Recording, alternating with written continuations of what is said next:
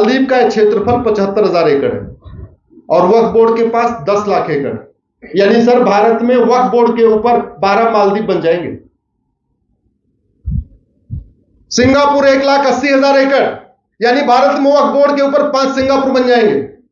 Bahrain 1,90,000 एकड़, यानी भारत में वक्फ बोर्ड के ऊपर 5 बहरीन बन जाएंगे, फिर भी जमीन बचेगी। हांगकांग 2,75,000 एकड़, 3 हांगकांग बनेंगे, फिर भी 1.25 लाख एकड़ जमीन बचेगी। डेनमार्क 3,45,000 एकड़, यानी 2 डेनमार्क बन जाएंगे, फिर भी 2 लाख एकड़ जमीन बचेगी। फिनलैंड 3,90,000 एकड़, 2 फिनलैंड बनेंगे, फिर भी 2 लाख एकड़ जमीन वक्फ बोर्ड के पास बचेगी। मॉरिशस 5 लाख एकड़, वक्फ बोर्ड के पास 10 लाख एकड़, 2 मॉरिशस बन जाएंगे भारत में वक्फ बोर्ड के ऊपर। लक्जमबर्ग 6 लाख एकड़, साइप्रस 8 लाख एकड़, जॉर्जिया 9 लाख एकड़। मैं कैलकुलेट कर रहा था, दुनिया के 50 देशों का क्षेत्रफल 10 लाख एकड़ से कम। यानी भारत में वक्फ बोर्ड के ऊपर, वक्फ बोर्ड के पास जो जमीन है दुनिया के 50 देशों की जमीन से ज्यादा है। यह सिचुएशन है। और किसने कर दिया? कांग्रेस ने। और हम अभी किसको वोट दे रहे हैं? कांग्रेस। मैं सोचता हूं हिंदुओं का इतना बुरा हाल हो क्यों रहा? इसीलिए हो रहा है। हमें समझ में नहीं आ रहा कि गले में हमारी फांसी कौन दे रहा है, और फिर भी हम उससे कह रहे हैं फांसी डालो, फांसी डालो, फांसी डालो। इतना बड़ा हमारे साथ धोखा हो गया, और फिर भी हम कह रहे हैं कि ठीक है, बड़ी बढ़िया है। मेरा ये मानना है 2 तरीका है। अगर वक्फ बोर्ड बने, जो लोग कह रहे हैं वक्फ बोर्ड चलना चाहिए, तो मैं भी कह रहा हूं चलना चाहिए। हमें इसी अधिकार वाला एक हिंदू बोर्ड और हिंदू ट्रिब्यूनल भी चाहिए। आप वक्फ बोर्ड की कॉपी पेस्ट मार दो और एक हिंदू बोर्ड, हमारा हिंदू एक्ट बना दो, हिंदू बोर्ड हिंदू ट्रिब्यूनल। फिर हम भी नोटिस भेजेंगे कि तुम्हारा गांव हमारा।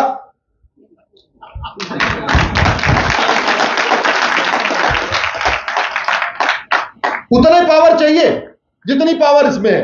अगर ये वक्फ बोर्ड 1500 साल पुराने गांव को कह सकता वक्फ प्रॉपर्टी है, तो भारत में तो 500 साल पहले कोई मुस्लिम था ही नहीं।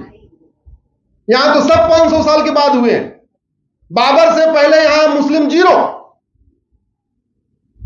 तो हम 500 साल तक क्लेम नहीं कर सकते क्या? कर सकते नहीं? हमको भी मिलना चाहिए। फिर आप एक काम करो, आप वक्फ बोर्ड रखो, स्वागत है।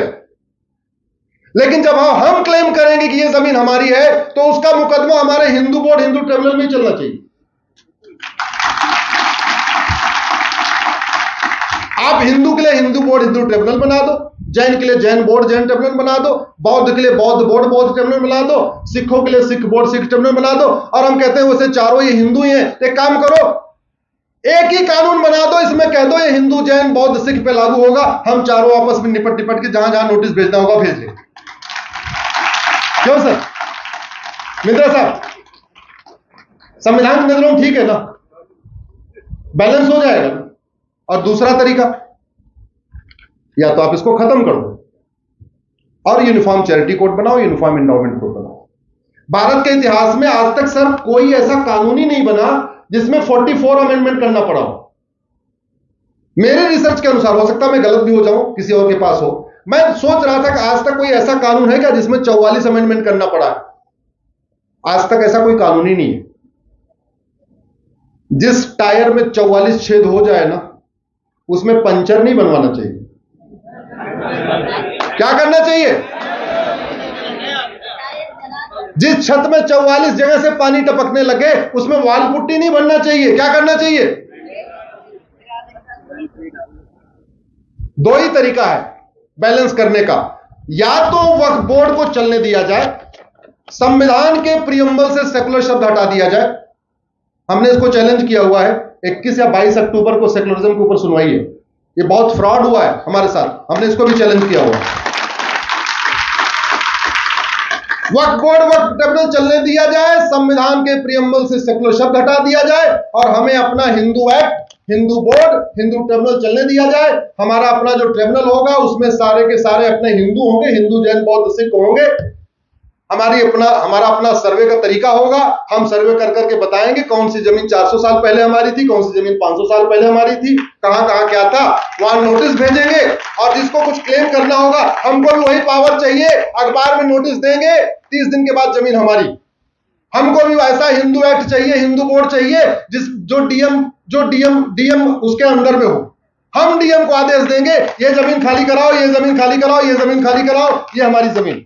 यही बैलेंस करने का तरीका है। आप बताइए महिला।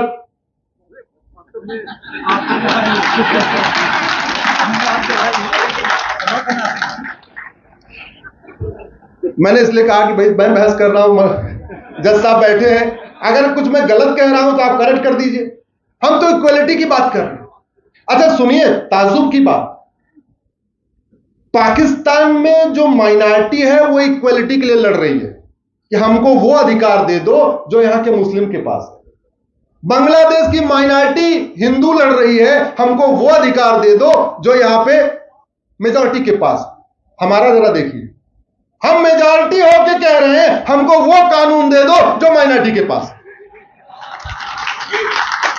हम उल्टा कर रहे हैं और फिर भी नहीं मिल रहा। क्यों? क्योंकि आप बटे हुए हो। कोई ब्राह्मण बन के बैठा हुआ है, कोई क्षत्रिय बन के बैठा हुआ है, कोई वैश्य बन के बैठा हुआ है, कोई दलित बन के बैठा हुआ है, कोई हिंदू बन के बैठा हुआ है, कोई क्षत्रिय जैन बन के बैठा हुआ है, कोई बौद्ध बन के बैठा हुआ है, कोई सिख बन के बैठा हुआ। और याद रखिएगा, जब बांग्लादेश में हत्या बलात्कार हो रहा है तो ये नहीं देख रहे हैं ये हिंदू है कि जैन है कि बौद्ध है कि सिख है। वो नहीं देख रहे हैं ब्राह्मण है कि क्षत्रिय है कि वैश्य है कि दलित है। और वक्फ बोर्ड ने जमीनों पे कब्जा करते समय भी नहीं देखा ये जमीन किसकी है, बस नोटिस करती गई करती गई करती गई। ये वक्फ बोर्ड का सबसे बड़ा पाप ये है, अमीरों को नोटिस भेज भेज के एक्सटॉर्शन करता है और गरीबों को नोटिस भेज भेज के कन्वर्जन करता है। मेरठ मुजफ्फरनगर से 600 किलोमीटर दूर है, लखनऊ झाबुआ से भोपाल 700 किलोमीटर दूर है। झाबुआ में आदिवासी रहते हैं, उन आदिवासियों ने अपनी कभी लोकल कोर्ट ही नहीं देखी है, उन आदिवासियों ने अपनी कभी लोकल तहसील नहीं देखी है। वहां पे जाके वक्फ बोर्ड कहता तुम्हारा पूरा गांव वक्फ बोर्ड का है, खाली करो। नहीं कहते, नहीं क्यों खाली करूं, हम तो पहले से बोले नहीं नहीं हमारी है, हम डीएम को आदेश देंगे खाली करवाएंगे। फिर कैसे, कोई रास्ता है क्या? हाँ बोले कन्वर्ट हो जाओ ना। अमीरों को भेज भेज के नोटिस देता है, उनसे वसूली करता है। अमीर तो पैसा दे देते हैं, भाई नोएडा से लखनऊ 10 बार जाए उससे अच्छा 10-20 लाख रुपए दे दे।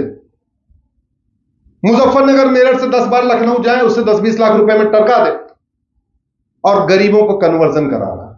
तो धर्मांतरण का भी बहुत बड़ा ये कानून केंद्र बन चुका है। दुर्भाग्य देखिए, भारत में धर्मांतरण कराने के लिए कम से कम 10 कानून चल रहे हैं। धर्मांतरण को प्रमोट करने के लिए कम से कम 100 से ज्यादा योजनाएं चल रही हैं। घर वापसी के लिए एक भी कानून नहीं है और घर वापसी के लिए कोई योजना नहीं है। इस पे कभी और चर्चा करेंगे। 5:30 हो चुका है, समय काफी ज्यादा हो चुका है। बात तो मेरी पूरी हो चुकी है, अगर आप लोग कहें तो 5:30 हो चुका है।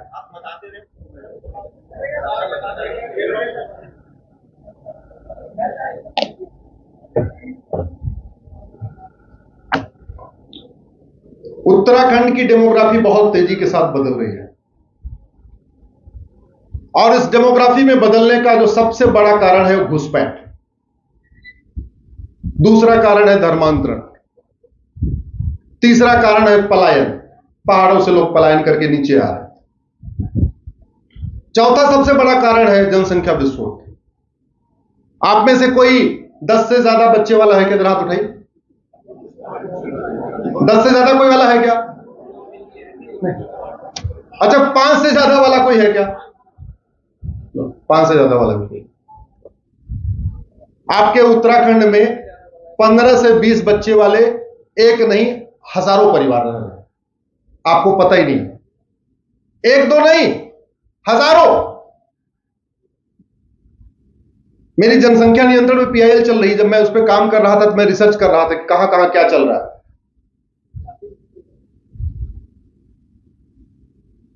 अगर ये हालत रही 10 साल और लगेगा। क्यों सर? कितना? आपने जो कल्पना नहीं किया है ना, वैसा उत्तराखंड बन जाएगा। आपने सोचा ही नहीं। बांग्लादेश में जुलाई में वहां के हिंदू जैन बौद्ध ने सिख ने सोचा था क्या अगस्त में क्या होने वाला है? नहीं सोचा था ना, हुआ कि नहीं हुआ। मैंने जब इंजीनियरिंग छोड़ी तो मुझे लकली राम जेठमलानी जी गुरु के रूप में मिल गए। मैंने जो ककहरा सीखा ला का कानून का, वो जेठमलानी जी से सीखा। वो क्रिमिनल लॉयर थे, लेकिन मुझे कॉन्स्टिट्यूशन का इंटरेस्ट था। उनके सबसे अच्छी बात यह थी कि वो डैश, कामा, फुल स्टॉप पे भी 5 घंटे बहस कर सकते थे। सेंटेंस में पैरा चेंज होने पे भी 5 घंटे बहस कर सकते थे। उनकी एक्सपर्टीज यह थी, किसी मर्डरर की बहस करते थे तो ऐसे लगता था ये एकदम बिल्कुल निर्दोष है, और वही उसके उल्टा बहस करते थे तो पक्का लगता था ये इसने पक्का मर्डर किया। कोर्ट में बड़ा मजा आता था उनकी बहस सुन के। संविधान का इंटरप्रिटेशन मैंने उन्हीं से सीखा। हमारे साथ दिक्कत ये हो गई, हमने संविधान का इंटरप्रिटेशन भी अपने तरीके से किया ही नहीं। न करने का कारण यह था, बहुत सारे माननीय जज कॉन्वेंट स्कूल में पढ़े, बचपन से मजहब नहीं सिखाता, आपस में धैर्य बैर रखना उनको उन्होंने पढ़ा। बहुत सारे माननीय जजों को धर्म और रिलीजन में अंतर ही नहीं पता कि धर्म क्या है, रिलीजन क्या है। एक मेरी सर पीआईएल चल रही है धर्म और रिलीजन के ऊपर। धर्म और रिलीजन में 20 अंतर होता है। एक सबसे बड़ा अंतर बता दूं, धर्म जोड़ता है, रिलीजन तोड़ता है। ये सबसे बड़ा अंतर है। धर्म equality, justice, liberty, fraternity, unity, national integration सिखाता है, जो कॉन्स्टिट्यूशन में लिखा हुआ है। रिलीजन ठीक इसके उल्टा सिखाता है। रिलीजन इक्वलिटी सिखाता है, equality among religion, universal equality नहीं सिखाता। Justice among religion, universal justice नहीं। Liberty among religion, universal liberty नहीं। Fraternity among religion, universal fraternity नहीं। और नेशनल इंटीग्रेशन का तो कॉन्सेप्ट ही नहीं है। वो कॉन्सेप्ट ही नहीं है रिलीजन में, नेशनल इंटीग्रेशन का। अगर हम उत्तराखंड को बचाना चाहते हैं तो सबसे पहले हमें संविधान के आर्टिकल 21A का ठीक से इंटरप्रिटेशन करना चाहिए, और उत्तराखंड में सबसे पहले यूनिफॉर्म एजुकेशन सिस्टम लागू कर देना चाहिए। न मदरसा, न मिशनरी स्कूल,